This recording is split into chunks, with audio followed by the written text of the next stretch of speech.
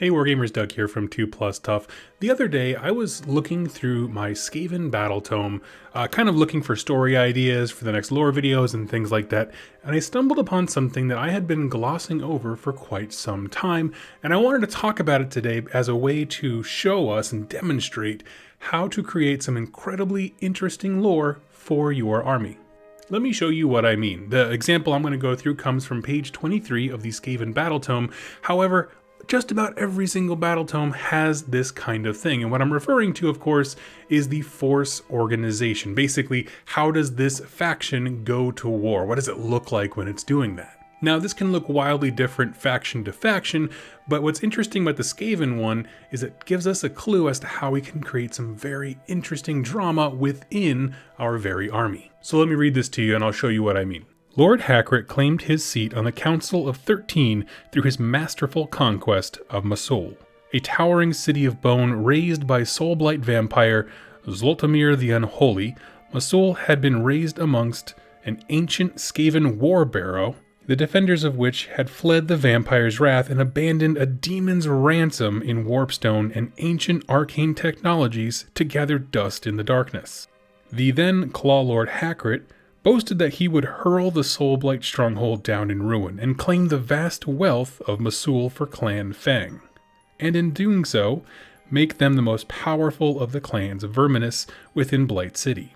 Hackret had reasons for confidence, for he had the patronage of no less than a Verminlord Warbringer named Thrashnik of the Black Gnawing. This abomination had been conjured by Grey Seer Skitterick, who made a show of counseling Hackret, but who in truth sought to seize the riches of Masul for the Master Clan, ideally over Hackret's withered corpse. Hackret assembled a sizable swarm for his assault upon Masul, based around a huge Claw Lord led by his evil-eyed protege, Claw Lord Vrekrit, and a smaller force led by the insanely paranoid Claw Lord Wretchtooth.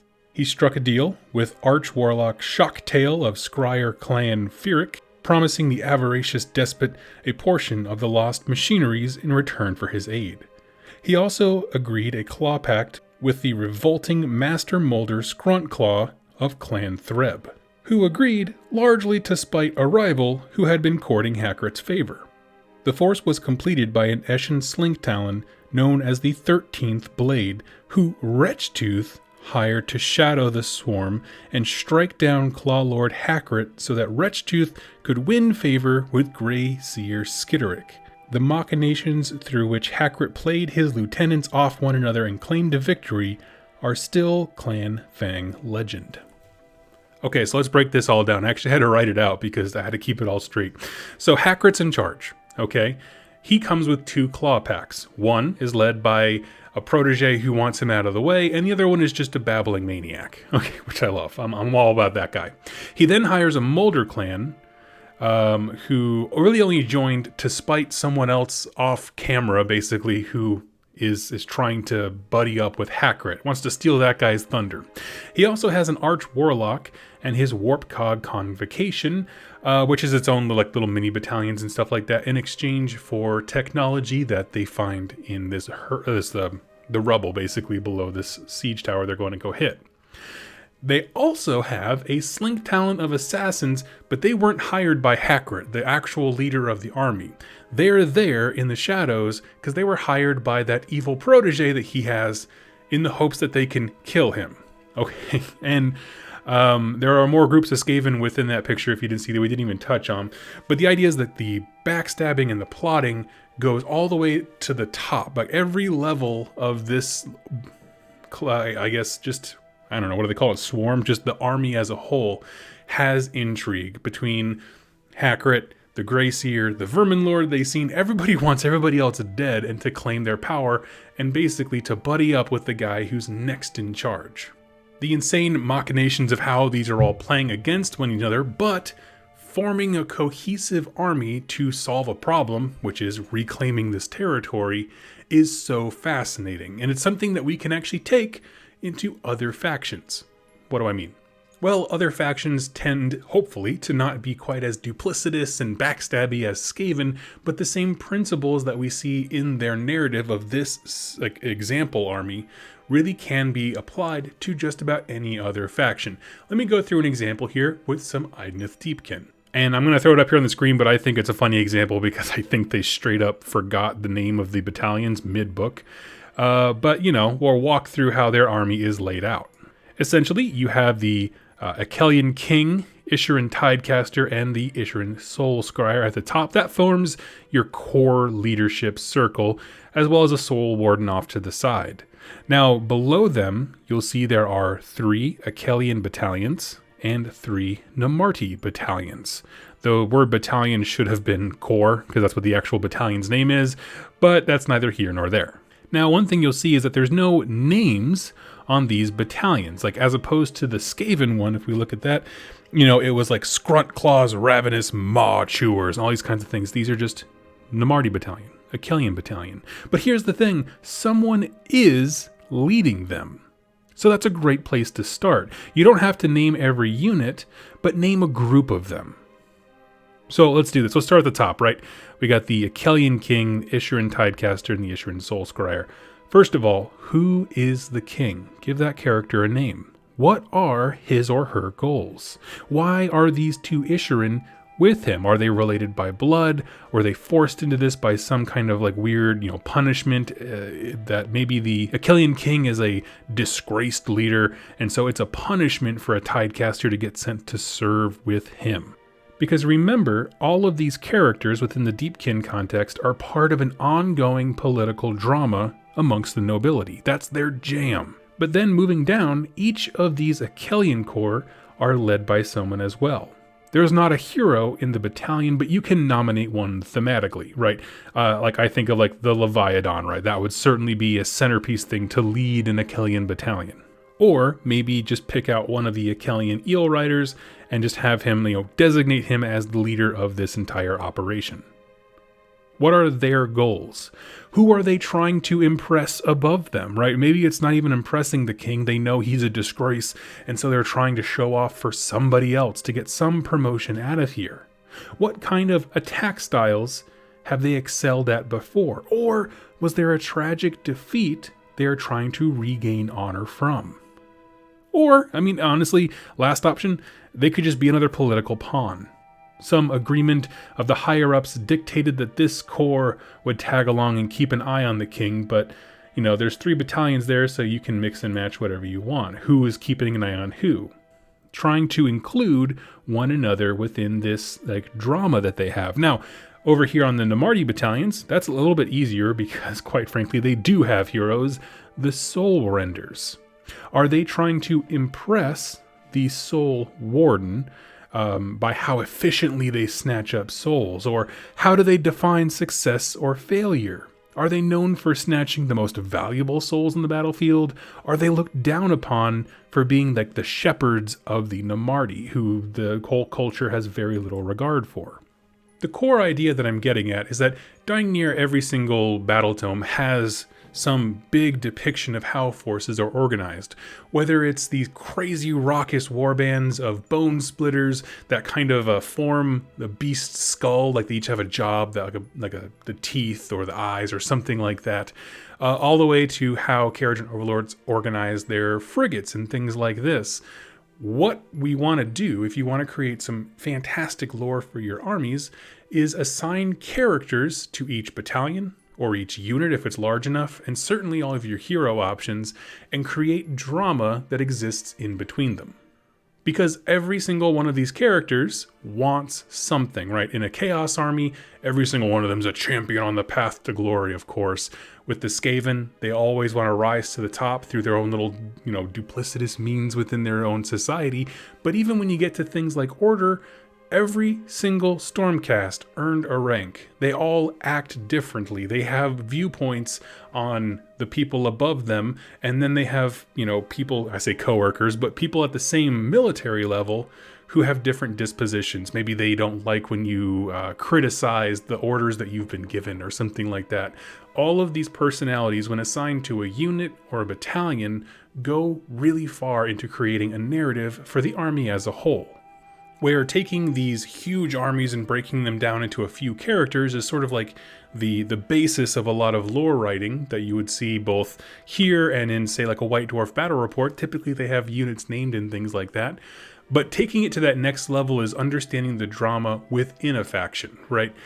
It's not just that skaven are these heroes that have duplicitous means and backstabbing. It's that within this specific swarm, this is how that tangled web looks.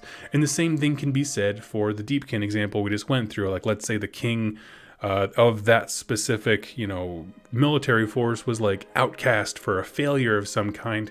Well, everyone's gonna kind of resent him, but they're still stuck following him. So it might even be like a penal legion type thing where it's like a prison type thing where it's like a punishment to be sent there and you have to serve in something brutal under someone you don't respect, all that kind of stuff, to exalted champions who everyone loves to follow and people are just jealous of him and that kind of stuff. When you start weaving layers into how different characters feel about one another, that's when things get really interesting.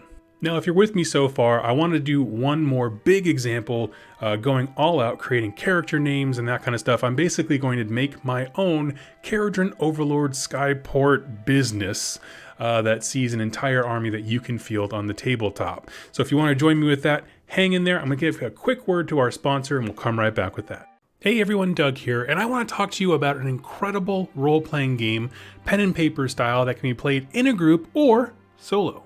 Legendary Kingdoms is an expansive setting, complete with combat, magic, mystery, and adventure, all in an easy-to-understand choose-your-own-adventure format. Imagine like Game of Thrones, but like without like the dumpster fire ending. This series sees you take control of 4 heroes as you explore an expansive fantasy world, with real, tangible consequences for your decisions. You got side quests and more. Illustrated by legendary comic book artist Robin Smith, known for his amazing work on the Judge Dredd series back in the day. The first book in this series is already out now, and the second is just being released on Kickstarter. But they each stand alone, so you don't need one before the other, because they're all kind of based around a specific region. This means you have a story built with your own custom heroes and their own interactions and their own decisions with consequences, and you can go from region to region, book to book in any order. If you want to give the game system a try for free, head to the link in the description below, because the awesome folks at Spider-Mind Games published a completely free version so you can get a taste of exactly what this format offers. And if you like it, you can take the exact characters that you made in this free version and move them into the full books. Now, links for the Legendary Kingdoms Kickstarter for Volume 2, as well as where to get the free version of the original, are all in the description down below. If you wouldn't mind, please guys, help support me by supporting other awesome creators out there who are making these incredible games that are fun and so cool to do in this time where we're all kind of locked down and in. Role-playing games have taken on, I think, a new significance in the last year, maybe 2, and honestly, there's nothing quite like this out there that I've seen. So go ahead and support these guys. It costs very little to have hours and hours of enjoyment in this fantasy setting. So anyway, thanks for listening. Now back to the show. So here we are, we're going to talk about the Caradhran Overlord army that I created completely from lore, names and everything like that. So if you're interested, let's dive into it. Program, Procurement, and Commandeering Services. It is led by a Sky Command. Of course, it's a battalion here. Arc Admiral Kazrag Cannonborn of his Ironclad, the ship known as the Steam Weaver. And his job is to go and claim new veins of ether gold. If you're not familiar, essentially in Caradhran culture, all of the collections of ships and stuff like that, they're all businesses. Everything is a business where exchanges and contracts and deals have to be made. And so my Arcanaut Admiral, Kazrag Cannonborn of the Steam Weaver, is part of Program, Procurement, and Commandeering Services. That's the business that he works for. Now, this vein of ether gold that they're going to hunt for was discovered by the Barak Urbaz Ether Chemist Guild, and they've sent a representative Brindala rune hull to ensure that nothing is skimmed off the top, and that is my excuse for having an ether chemist within the force. It's the ether chemist guild discovered the vein, and so they want a representative to make sure that nothing's going, under the radar. With them, of course, are a pair of Endrin Masters. His first mate, of course, Enscuff Blunderwin, who flies in a dirigible suit, and the disgruntled Davaldir Rivetborn, who was pressed into service because of a debt he owes to Cannonborn.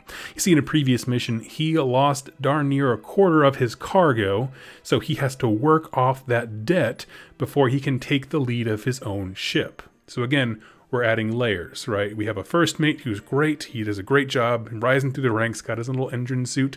And then there's also another guy who really doesn't like where he is. He's super unsatisfactory, but he has a direct connection to our army's general, the leader, the Argonaut Admiral, so because of a debt that he owes. Now, of course, their mission, is to go, mine this rich vein of ether gold, and they're going to carry that back, but they need storage, right? You need raw ship space to make that happen. And so they brought along an Iron Sky attack squadron. So that's 2 frigates, the Howlport and the Nighthall, respectively, each with their own accompanied crew of Argonaut Company. Again, you need to have crew to man the ships. And you can take this role-playing, from your heart to the tabletop. And what makes that possible is the fact that we gave names to each of the characters as well as their ships. So Argonaut Company a little bit different because they would be very identified with their ship's crew. But of course, if you're doing like a Chaos Warband, you can be like Garrick's Reavers is a great example. It's just the warlord in charge of that specific group of that unit, so to speak, and then kind of lump them all behind him. But then after you've established characters and names and stuff, you start weaving drama in between them. So for example, in this one that I made up with the Caradrins, you have the Ether Chemist Guild not trusting the procurement company they hired, so they send an Ether Chemist to keep an eye on them. And then you have the first mate who is a great person. He's young, he's ambitious, and he's on the rise. He has the engine rigger suit. And then alongside of him, at the same level, is a very despondent Caradrin captain who was basically knocked down to the first mate kind of rank to recoup costs. He has to reassert himself, so he is an underdog who is very disgruntled. Maybe if something happens on the battlefield that takes our leader, let me see how I pronounce his name again, I have to read it, otherwise I'll forget, Kazrag Cannonborn, if something takes him out of action, maybe that's a moment where our disgruntled, first mate can try and seize command. Oh yes, I belong in charge. I've led ships before and that kind of stuff, so he can be very, very sneaky. You could even have crews and ships that were hired by underlings for a specific purpose. Maybe that up-and-coming engine rigger, character that we have as a first mate, maybe he hired his own personal little squadron of gun haulers to follow along just in case there's some, problems or they run into air interference, something like that. So that would be a thing where it's included in the main army, but it's not directly tied to the guy at the top. Now, like I said, the first step to this whole process is giving names to all of the units and leaders that you have in your faction. And if you need help with that, there's 2 resources I can point you towards. A great one that I absolutely love is basically the Warcry book of your Grand Alliance. So if you play Caradrin Overlords, for example, the Sentinels of Order book has name generators for just about every single army in the entire game, right? It has like name generators, background generators, all that kind of stuff. It's very cool. In addition to that, there's also a website called Realm of Plastic, which has basically, it's a website that has auto name generators for most factions, not quite all of them yet, but I'll put a link to that in the description down below. Now, why is this so cool? And I want to explain this to you very, very simply. This kind of idea of expressing yourself through your army allows you to take the lore and bring it to the tabletop.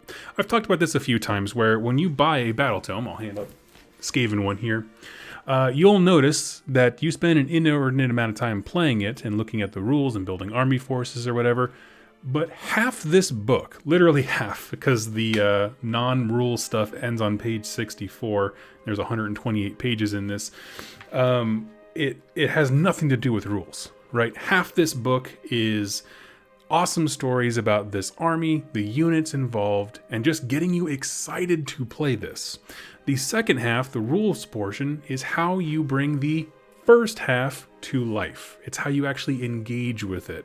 And so when you are making the lore for your army, it's so important to like remember the first half of the book. It's not just about the fact that these armies are fighting, but it's why. What is the drama that goes on within them? The story that we went through with the Skaven, that's on page 23 of that book, does a phenomenal job of not only just literally creating a Skaven army, but also telling you how is it Skaven-y, right? How is it different from something that you might see an equivalent of in, say, Cities of Sigmar or something like that, some other book that has a ton of units.